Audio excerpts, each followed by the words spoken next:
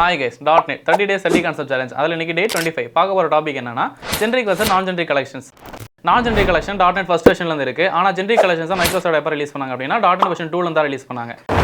என்ன டிஃப்ரென்ஸ் அப்படின்னா நமக்கு ஜென்ரிக் யூஸ் பண்ணால் நிறைய டைப் சேஃப்டி இருக்குது. இதே நான் ஜென்ரிக் சூஸ் பண்ண போகிறீங்க அப்படின்னா உங்களுக்கு டைப் சேஃப்டியில் நிறைய லைக் எப்படி சொல்லலாம்னா நீங்கள் வந்து ஒரு ரிசர்வேஷன் கம்பார்ட்மெண்ட்டில் போகிறீங்க, அதே ஒரு அன்ரிசர்வ் கம்பார்ட்மெண்ட்டில் போகிறீங்கன்னு வச்சுக்கோங்களேன். இதில் எந்த மாதிரியான ரிஸ்க்லாம் உங்களுக்கு இருக்க போது ஒரு அன்ரிசர்வ் கம்பார்ட்மெண்ட்டில் அதே அளவுக்கு ரிஸ்க் தான் எனக்கு என்ன சொல்லலாம்னா ஒரு நான் ஜென்ரிக் கலெக்ஷன்ஸ்லேயும் இருக்குது. ஏன் அப்படி சொல்கிறேன் அப்படின்னா இப்போ நான் ஒரு இன்டிஜர் கலெக்ஷன் கிரியேட் பண்ணுறேன் அப்படின்னா அதனால் ஒரு இன்டிஜர் மட்டும் தான் ஸ்டோர் பண்ண முடியும். ஸ்ட்ரிங்குக்காக ஒன்று கிரியேட் பண்ணுறேன் அப்படின்னா இல்லை ஸ்ட்ரிங்கை மட்டும் தான் கிரியேட் பண்ண முடியும்.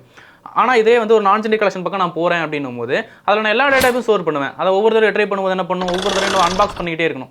இதுக்கு எக்ஸாம்பிள் என்ன சொல்லலாம் அப்படின்னு கேட்டிங்கன்னா ஒரு ஜென்ரிக் கலெக்ஷன்ஸுக்கு நான் ஒரு இன்டீஜர் அரே அதை வந்து ஒரு ஜென்ரிக் கலெக்ஷனாக சொல்லுவேன். அப்படின்னா லிஸ்ட்டுமே கூட ஒரு ஜென்ரிக் கலெக்ஷன் தான். நான் ஜென்ரிக் பொறுத்தளவுக்கு அரே லிஸ்ட்டும் ஆஸ் டேபிள் கூட ஒரு எக்ஸாம்பிள் தான். இது மட்டும் இல்லை, நிறைய இருக்குது. இது வந்து ஈஸியாக புரிஞ்சுக்கிறதுக்காக இருக்கும்னு சொல்கிறேன்.